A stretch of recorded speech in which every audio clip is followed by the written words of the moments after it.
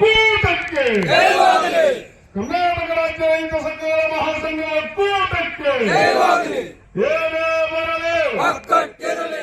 ಮಲಪ್ರಭಾ ಸಹಕಾರಿ ಸಕ್ಕರೆ ಕಾರ್ಖಾನೆಯಲ್ಲಿ ರೈತರಿಂದ ಅನಿರ್ದಿಷ್ಟಾವಧಿ ಧರಣಿ ಸತ್ಯಾಗ್ರಹ ಇಂದಿನಿಂದ ಆರಂಭ.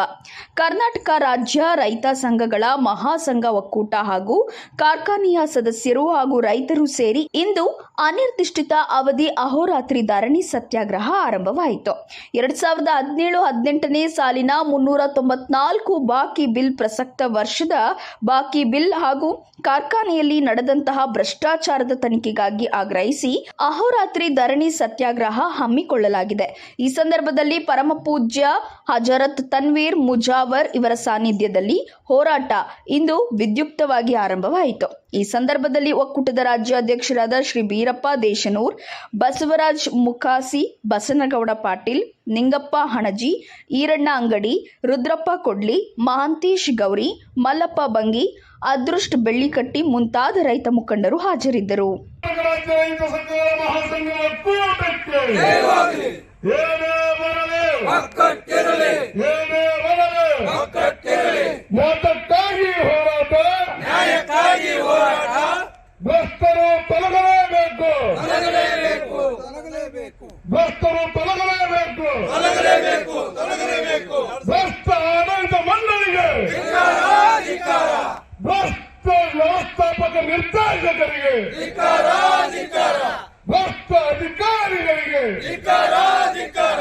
ಅಯ್ಯಯ್ಯೋ ಅಯ್ಯಯ್ಯೋ, ಅನ್ಯಾಯ ಅನ್ಯಾಯ, ಅಯ್ಯಯ್ಯೋ ಅಯ್ಯಯ್ಯೋ, ಅನ್ಯಾಯ ಅನ್ಯಾಯ. ಇರತಕ್ಕಂಥ ಎಲ್ಲ ಪೂಜಾರಿಗೂ ಹಾಗೂ ಎಲ್ಲ ಗಣ್ಯಮಾನ್ಯರಿಗೂ, ಇಲ್ಲಿ ಕೂಡಿರತಕ್ಕಂಥ ಎಲ್ಲ ನನ್ನ ರೈತ ದೇವರಿಗೂ ನನ್ನ ಅನಂತ ಕೋಟಿ ನಮಸ್ಕಾರ ತಿಳಿಸುತ್ತಾ, ಏನು ಇವತ್ತಿನ ದಿವಸ ಮಲ್ಲಪ್ರಭಾ ಶುಗರ್ ಫ್ಯಾಕ್ಟ್ರಿ ಕಾರ್ಖಾನೆ ಮುಂದ್ಗಡೆ ಏನೊಂದು ಅಹೋರಾತ್ರಿ ಸತ್ಯಾಗ್ರಹ ಏನ ಹಮ್ಮಿಕೊಂಡೈತಿ, ಇದು ಈಗಾಗಲೇ 6 ತಿಂಗಳಿಂದಲೂ ನಾವು ಮಾಡಿದ್ದು. 6 ತಿಂಗಳಿಂದ ಒಟ್ಟು ಒಂದು ನೆಪ ಹೇಳ್ಕೊಂತ ಏನೋ ಬಂದ್ರೆ ಆಡಳಿತ ಮಂಡಳಿ ಅವರು, ನಾವು ಅದನ್ನು ಮಾಡ್ತೇವೆ ಇದನ್ನು ಮಾಡ್ತೇವೆ ಅನ್ಕೊಂತ ಬಂದರು. ಅವರು ಇಲ್ಲಿವರೆಗೂ ಆದರೂ ಕೂಡ ಯಾವುದು ಕೆಲಸ ಮಾಡ್ಲಿಕ್ಕೆ ನಮ್ಮ ಎಲ್ಲ ಅಧ್ಯಕ್ಷರು ನಿರ್ಣಯ ತಗೊಂಡ ಇದನ್ನೊಂದು ಮಾಡೋಣಂತ ಹಮ್ಮಿಕೊಂಡಾರು.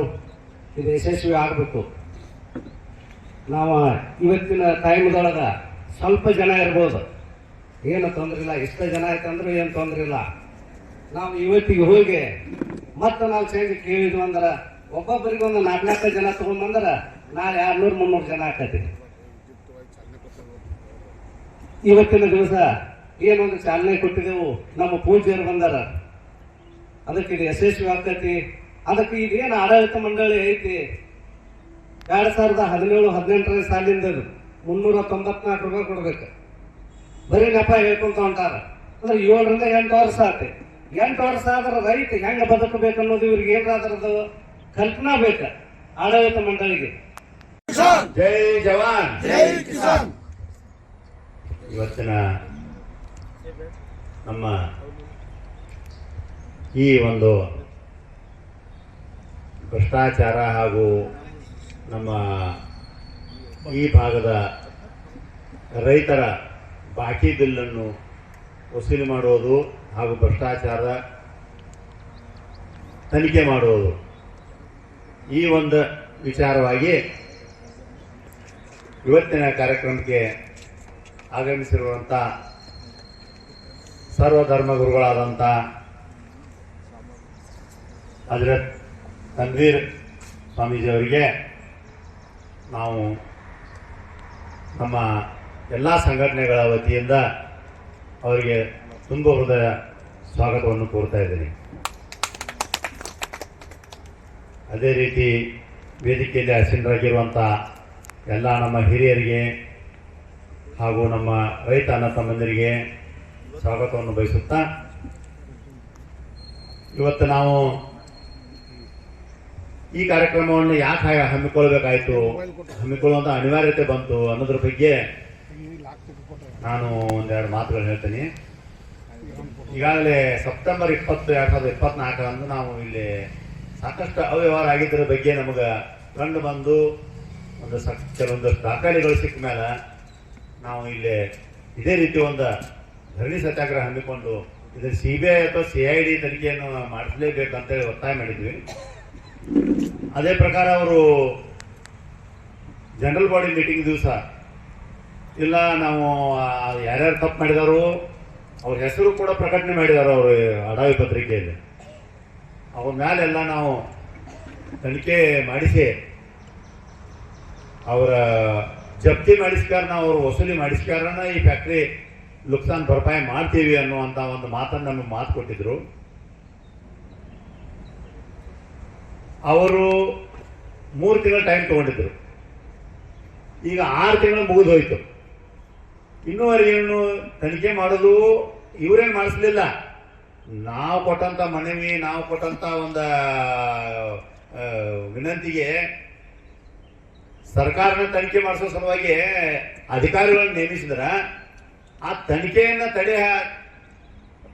ತಡೆಗಟ್ಟುವಂತ ಶಕ್ತಿ ತೋರಿಸಿದ ತಡೆಗಟ್ಟುವಂತ ಒಂದು ಕೆಲಸ ಮಾಡಿದ್ರಿ ಅವರು. ಅದಕ್ಕೆ ನಮಗೆ ಅನಿವಾರ್ಯತೆಯಾಗಿ ಇದನ್ನು ನಾವು ಮಾಡಲೇಬೇಕಾಗ್ತದೆ. ಅದಕ್ಕೆ ನಾವು ಈ ಹೋರಾಟವನ್ನ ಇವತ್ತು ಶುರು ಮಾಡಿದೆವು. ಮುಂದೆ ಇಷ್ಟೊಳಗೆ ಮತ್ತು ಜಿಲ್ಲಾ ಆಡಳಿತನೂ ಬಹಳ ನಿರ್ಲಕ್ಷ್ಯ ಮಾಡಿದ್ವಿ ನಮ್ಮ ಫ್ಯಾಕ್ಟ್ರಿ ಬಗ್ಗೆ, ಈ ಭಾಗದ ರೈತರ ಬಗ್ಗೆ. ಅದು ಕೂಡ ಬಹಳ ಒಂದು ನಮಗ ದುಃಖದ ಸಂಗತಿ.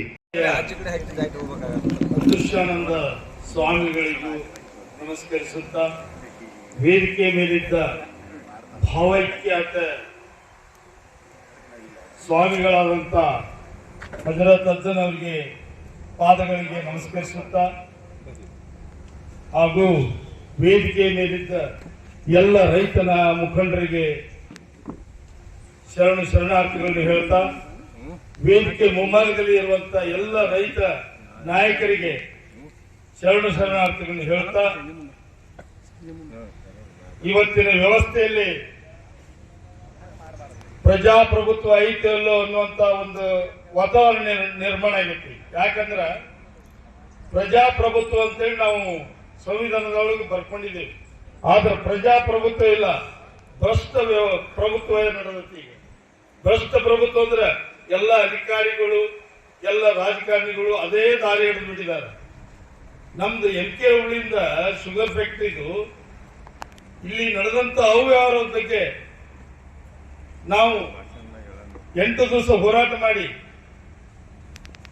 ಇನ್ನು 3 ತಿಂಗಳೊಳಗೆ ನಾವು ಇದನ್ನು ತನಿಖೆ ಮಾಡಿ ನಿಮ್ಮ ತಪ್ಪಿತಸ್ಥರಿಗೆ ಶಿಕ್ಷೆ ಕೊಡ್ತೇವೆ ಅಂತ ಹೇಳಿದವರು ವ್ಯವಸ್ಥಾಪಕ ನಿರ್ದೇಶಕರು ಎಲ್ಲರೂ ಅದನ್ನ ಮರೆತ ನಮಗ ಇದನ್ನು ಮಾಡಿದ್ದಾರೆ. ಏನು ನಮಗ ವ್ಯವಸ್ಥೆ ಮಾಡಿಕೊಳ್ಳಲಿಲ್ಲ. ಅದಕ್ಕಾಗಿ ಅವರಿಗೆ ಒಂದು ಧಿಕ್ಕಾರ ಹೇಳ್ತಾ ಮುಂದಿನ ವಿಭಾಗದಲ್ಲಿ ನಾವು ಸೋಮವಾರದೊಳಗ ಈ ಹೋರಾಟವನ್ನ ನಮಗ ತನಿಖೆ ಮಾಡಲಿಕ್ಕೆ ಮಾಡಿಕೊಳ್ಳಿಲ್ಲ ಅಂದ್ರೆ, ನಾವು ಸೋಮವಾರದೊಳಗೆ ಮಾಡಲಿಲ್ಲ ಅಂದ್ರೆ ನಾವು ಉಗ್ರ ಹೋರಾಟ ಮಾಡ್ತೇವೆ. ಅದಕ್ಕೆ ಎಚ್ಚರಿಕೆ ಕೊಡ್ಲಿಕ್ಕೆ ನಾವು ಇಲ್ಲಿ ಕೂಡಿದ್ದೇವೆ. ಮುಂದಿನ ಆಗು ಹೋಗುಗಳಿಗೆ ಈ ವ್ಯವಸ್ಥಾಪಕ ನಿರ್ದೇಶಕರು, ಆಡಳಿತ ಕಮಿಟಿಯವರು, ಹೊಣೆಗಾರರು ಅಂತೇಳಿ ಈ ದಿಶೆಯಲ್ಲಿ ಸೋಮವಾರದೊಳಗ ಆದಷ್ಟು ನಾವು ಉಗ್ರ ಹೋರಾಟ ಮಾಡ್ತೀವಿ. ಸುಮಾರು 1000 ಜನ ಸಂಖ್ಯೆಯಲ್ಲಿ ಬರ್ತಾರಂತೇಳಿ ಈ ವೇದಿಕೆ ಮುಖಾಂತರ ಒಕ್ಕೂಟದ ಮುಖ್ಯಸ್ಥನಾಗಿ ನಾನು ಹೇಳಿಕ್ಕೆ ಇಷ್ಟಪಡ್ತೀನಿ. ನನಗೆ ಜೈಘೋಷಣೆ ಒಂದು ಹಾಕಿಬಿಡ್ತೇನೆ. ಹೆಚ್ಚು ಮಾತಾಡ್ಲಿಕ್ಕೆ ನನಗೆ ಮತ್ತೆ ಮಾತಾಡೋದಾರ ದಿನ ಇವತ್ತು ಹೋರಾಟ ಚಾಲೂ ಆಗಿದೆ. ಇದು ಇವತ್ತಿನ ಹೋರಾಟ ಅಂತ್ಯ ಆಗುವಂತ ಹೋರಾಟ ಅಲ್ಲ. ತನಿಖೆ ಆಗಿ ತಪ್ಪಿತಸ್ಥರಿಗೆ ಶಿಕ್ಷೆ ಆಗುವವರೆಗೂ ಕೂಡ ಈ ಹೋರಾಟ ಸತತವಾಗಿ ಮುಂದುವರಿತೈತಿ. ಮುಂದೆ ಉಗ್ರವಾದ ರೂಪವನ್ನು ತಾಳದಂತೆ ನಾನು ಹೇಳಲಿಕ್ಕೆ ಇಷ್ಟಪಡ್ತೀನಿ, ಎಚ್ಚರಿಕೆ ಕೊಡ್ತಾ ಇದ್ದೀನಿ. ಜಿಲ್ಲಾಡಳಿತಕ್ಕೆ ಆಮೇಲೆ ತಾಲೂಕು ಆಡಳಿತಕ್ಕೆ ಎಚ್ಚರಿಕೆ ಕೊಡ್ತಾ ಇದ್ದೀನಿ. ಯಾಕಂದ್ರೆ ಕೇವಲ 2 ದಿನ ಅಥವಾ 2 ದಿನ ಅಷ್ಟೇ ನಮ್ಮ ಹಿರಿಯರು ನಿರ್ಣಯ ತಗೋತಾರ. 2 ದಿನ ಅಷ್ಟೇ ಮಾಡೋಣಂದಾರ. 2 ದಿನ ಈ ಅನಿರ್ದಿಷ್ಟಾವಧಿ ಧರಣಿ ಏನೈತಿಲ್ಲ, ಆಮೇಲೆ ನಾವು ಉಪವಾಸ ಸತ್ಯಾಗ್ರಹ ಚಾಲು ಆಗ್ತದಂತ ನಾನು ಇವತ್ತು ಹೇಳಲಿಕ್ಕೆ ಇಷ್ಟಪಡ್ತೀನಿ. ನಾನು ಯಾಕಂದ್ರೆ ಈ ಲಜ್ಜಿಗೆಟ್ಟ ಸರ್ಕಾರಗಳು ಏನಿದಾವು, ಲಜ್ಜಿಗೆಟ್ಟ ಆಡಳಿತ ಮಂಡಳಿ ಏನೈತಿಲ್ಲ, ಇವತ್ತ ಇವ್ರು ಏನು ಮಾಡಕ್ ಯಾವ ನಡೆ ಮಾಡಕ್ ಹೊಂಟಿದಾರಲ್ಲ, ಇದು ಸ್ಪಷ್ಟವಾಗಿ ಇಡೀ ನಮ್ಮ ಜನರಿಗೆಲ್ಲರಿಗೂ ಇವತ್ತು ತಿಳಿಬೇಕಾಗೈತಿ. ಯಾಕಪ್ಪ ಅಂತಂದ್ರ ಪರಿಸ್ಥಿತಿ ಏನಾಗೈತಂದ್ರ ಈ ರೈತ ಸಂಘದವರು 7 ದಿನ ಹಿಂದೆ ಹೋರಾಟ ಮಾಡಿದ್ರು. ಆವಾಗ 3 ತಿಂಗಳೊಳಗೆ ನಾವು ಕೇವಲ 3 ತಿಂಗಳೊಳಗ ನಾವು ಇದನ್ನ ಅಡಿಟ್ ಮಾಡಿಸಿ ಇಲ್ಲಿ ನಡೆದಂತ ಅವ್ಯವಹಾರದ ಬಗ್ಗೆ ಸಂಪೂರ್ಣವಾದ ತನಿಖೆ ಮಾಡಿಸಿ ತಪ್ಪಿತಸ್ಥರಿಗೆ ನಾನು ಶಿಕ್ಷೆ ಕೊಡಿಸ್ತೀನಿ ಅಂತ ಹೇಳಿದಂತ ನಮ್ಮ ವ್ಯವಸ್ಥಾಪಕ ನಿರ್ದೇಶಕರು ಇವತ್ತು ಕೂಡ ನುಡಿಸಿಕೊಳ್ಳುವಂತ ಕೆಲಸ ಮಾಡ್ತಾ ಇದ್ದಾರೆ. ಇನ್ನೊಂದು ವಿಷಯ ತಮಗ ಎಲ್ಲರಿಗೂ ಕೂಡ ನಾನು ಹೇಳಲಿಕ್ಕೆ ಇಷ್ಟಪಡ್ತೀನಿ. ತನಿಖೆ ಇವರು ಮಾಡಿಸೋದು ದೂರ ಉಳಿದು ಬಿಡ್ರಿ, ಹೋಗಲ್ಲ. ರೈತರನ್ನ ನಾವು 1000-2000 ಹಣ ಕೂಡಿಸಿಕೊಂಡು ಎಲ್ಲರೂ ಕೂಡ ಬೆಂಗಳೂರು ಬೆಳಗಾವಿ ಹೊಲದ ಕಾಸ ಮೇಲಾಧಿಕಾರಿಗಳಿಗೆ ಮನವಿ ಕೊಟ್ಟ, ಮಿನಿಸ್ಟರ್ಗಳಿಗೆ ಮನವಿ ಕೊಟ್ಟ ಇದನ್ನು ತನಿಖೆ ಮಾಡಲಿಕ್ಕೆ ನಾವು ಪ್ರಾರಂಭ ಮಾಡಿಸಿದ್ರ ಆ ತನಿಖೆ ಸ್ಟಾಪ್ ಮಾಡಿಸಿದ್ದಾರೆ ಇವರು ಪುಣ್ಯವಂತರು. ಅದು ಹಂಗ ನಾನು ಬಾಯಿ ಮಾತಲ್ಲೇ ಹೇಳತ್ತಿಲ್ಲ, ಇದು ನಮ್ಮ ಹತ್ರ ಸಾಕ್ಷಿ ಸಮೇತ ಐತಿ. ಯಾಕಂದ್ರೆ ಅದನ್ನ ನಾವು ತಕೊಂಡ್ ಬಂದಿದ್ದೇವೆ, ಸಾಕ್ಷಿ ಸಮೇತ ನಮ್ಮ ಹತ್ರ ಐತಿ. ಈ ಹೋರಾಟ ಉಗ್ರ ಸ್ವರೂಪ ಪಡೆಯಕ್ಕೆ ಕಾರಣ ಅದೊಂದು ಪೇಪರ್ ಅಂತ ನಾನು ಹೇಳ್ತೀನಿ. ಯಾಕಂದ್ರ ಇವರು ಯಾವ ಆಫೀಸ್ಗೆ ಹೋಗಿದ್ದಾರೋ, ಎಲ್ಲಿ ಹೋಗಿ ಅದನ್ನ ಬಂದ್ ಮಾಡಿಸ್ಯಾರೋ, CCTV ಫುಟೇಜ್ ಸಗಟು ನಮ್ಮ ಹತ್ರ ಅದಾವ. ಅಂದ್ರೆ ಈ ಫ್ಯಾಕ್ಟ್ರಿ ಮಾಡಿ ಹೋಗ್ಬೇಕು ಅನ್ನೋ ಹುನ್ನಾರದಾಗ ಇವರು ಅದಾರೋ. ದಯವಿಟ್ಟು ಎಲ್ಲ ರೈತ ಬಾಂಧವರು ಎಚ್ಚೆತ್ಕೊಳ್ರಿ. ಸೋಮವಾರ ದಿನ ಬಹಳ ದೊಡ್ಡ ಉಗ್ರ ಹೋರಾಟ ಆಗೋದೈತೆ. ಎಲ್ಲರೂ ಕೂಡ ಈ ಒಂದು ಫ್ಯಾಕ್ಟ್ರಿ ಉಳಿಸುವಂತ ಕೆಲಸ ಮಾಡೋಣ ಅಂತ ಹೇಳಿ ಇವತ್ತ ಈ ಸಂದರ್ಭದಲ್ಲಿ ನಾನು ಹೇಳಲಿಕ್ಕೆ ಇಷ್ಟಪಡ್ತೀನಿ. ಈ ಒಂದು ಕಾರ್ಯಕ್ರಮಕ್ಕೆ ಇದನ್ನು ಬೆಂಬಲಿಸಿ ವಿದ್ಯುಕ್ತವಾಗಿ ಅವ್ರು ದಿನ ಇರತ್ತಾರ, ನಮ್ಮ ಜೊತೆ ಯಾವಾಗೂ ಇರ್ತಾರ. ನಮ್ಮ ಅಜ್ಜಾರು ಬಂದಾರ, ಇಡೀ ಕ್ಲಾಸ್ನ ಅಜ್ಜಾರು ಬಂದಾರ, ಹಜರತ್ ಅಜ್ಜಾರ